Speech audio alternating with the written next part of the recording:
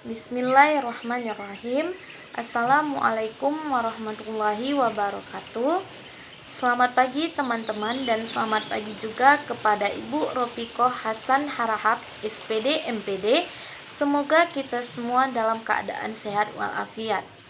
Dan tak lupa pula saya ucapkan terima kasih kepada dosen kita yang terhormat, yaitu Ibu Ropiko Hasan Harahap, SPD MPD, yang telah memberikan kami kesempatan untuk menyampaikan materi kali ini yang membahas tentang komponen pendidikan, jalur pendidikan, jenjang pendidikan, dan jenis-jenis pendidikan.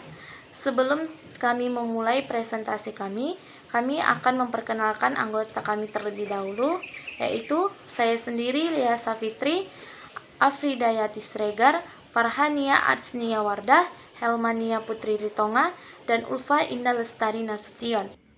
Komponen utama dalam sistem pendidikan. 1.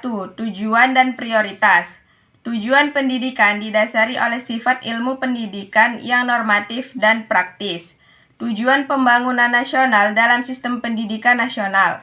Sebagai ilmu pengetahuan normatif, ilmu pendidikan merumuskan kaidah-kaidah, norma-norma dan ukuran tingkah laku manusia. Yang kedua, peserta didik. Anak memiliki sifat ketergantungan yang besar kepada orang lain. Latar belakang budaya peserta didik. Tingkat kemampuan peserta didik. Yang ketiga, pendidik atau guru.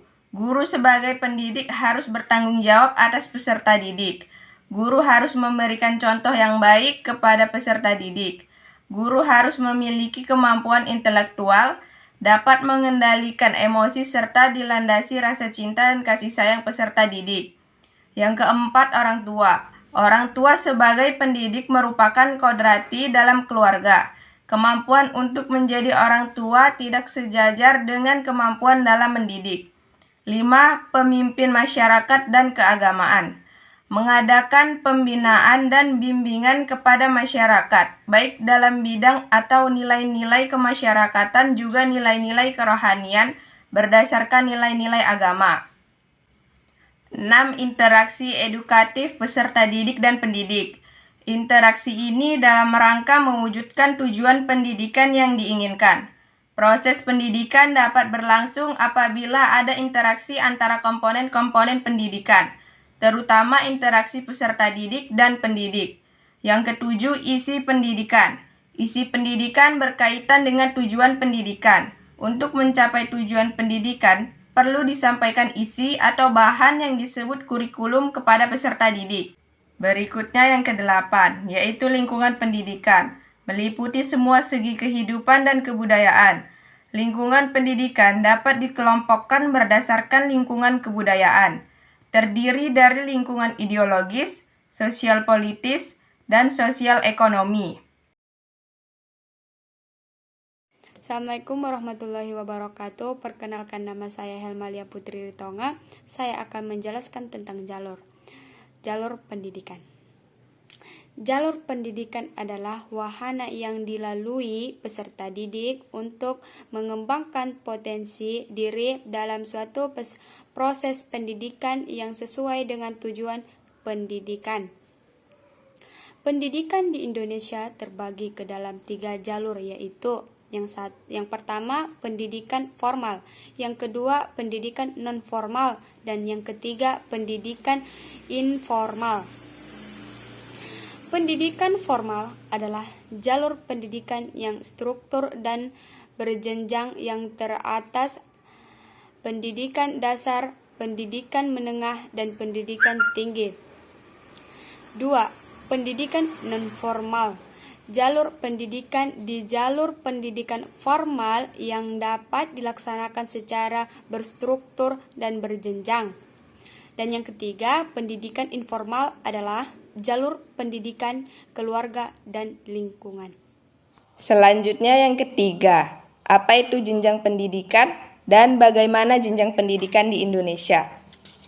Jenjang pendidikan menurut pasal 1 angka 8 Undang-Undang Nomor 20 Tahun 2003 tentang Sistem Pendidikan Nasional adalah tahapan pendidikan yang ditetapkan berdasarkan tingkat perkembangan peserta didik, tujuan yang akan dicapai, dan kemampuan yang dikembangkan. Selanjutnya, bagaimana jenjang pendidikan di Indonesia? Yang pertama, pendidikan dasar. Pendidikan dasar merupakan jenjang pendidikan yang menjadi dasar untuk melanjutkan ke pendidikan tingkat menengah. Dapat berbentuk sekolah dasar atau SD, madrasah ibtidaiyah atau MI, atau bentuk lain yang sederajat. Sekolah menengah pertama atau SMP, dan madrasah sanawiyah atau MTS, atau bentuk lain yang sederajat. Yang kedua, pendidikan menengah. Pendidikan menengah merupakan kelanjutan dari pendidikan dasar yang terdiri dari pendidikan menengah umum dan pendidikan menengah kejuruan.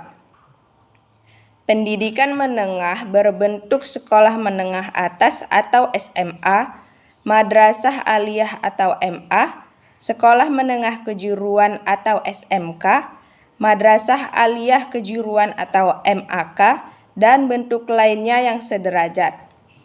Yang ketiga, pendidikan tinggi.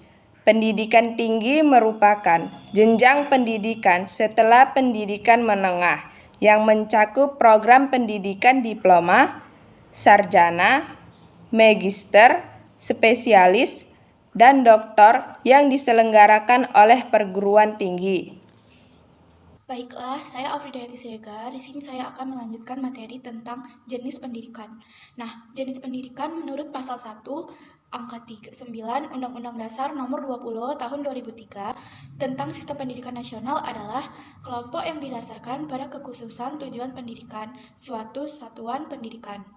Jenis pendidikan ini meliputi 1. Pendidikan umum. Pendidikan umum merupakan pendidikan dasar dan menengah yang mengutamakan perluasan pengetahuan yang diperlukan oleh peserta didik untuk melanjutkan pendidikan ke jenjang yang lebih tinggi. Yang kedua, ada pendidikan kejuruan. Pendidikan kejuruan merupakan pendidikan menengah yang mempersiapkan peserta didik terutama untuk bekerja dalam bidang tertentu. Yang ketiga, ada pendidikan akademik. Pendidikan akademik merupakan pendidikan tinggi, program sarjana dan pascasarjana yang diarahkan terutama pada penguasaan disiplin ilmu pengetahuan tertentu. Yang keempat, ada pendidikan profesi. Pendidikan profesi merupakan pendidikan tinggi setelah program sarjana yang mempersiapkan peserta didik untuk memiliki pekerjaan dengan persyaratan keahlian khusus. Yang kelima, ada pendidikan vokasi. Pendidikan vokasi merupakan pendidikan tinggi yang mempersiapkan peserta didik untuk memiliki pekerjaan dengan keahlian terapan tertentu maksimal setara dengan program sarjana. Yang keenam, ada pendidikan keagamaan. Mempersiapkan peserta didik untuk dapat menjalankan peranan yang menuntut penguasaan pengetahuan tentang ajaran agama atau menjadi ahli ilmu. Nah, yang ketujuh ada pendidikan khusus. Pendidikan khusus merupakan penyelenggaraan pendidikan untuk peserta didik yang berkelainan atau peserta didik yang memiliki kecerdasan luar biasa, yang diselenggarakan secara inklusif atau berupa satuan pendidikan khusus pada tingkatan pendidikan dasar atau menengah. Sekian dari saya. Terima kasih.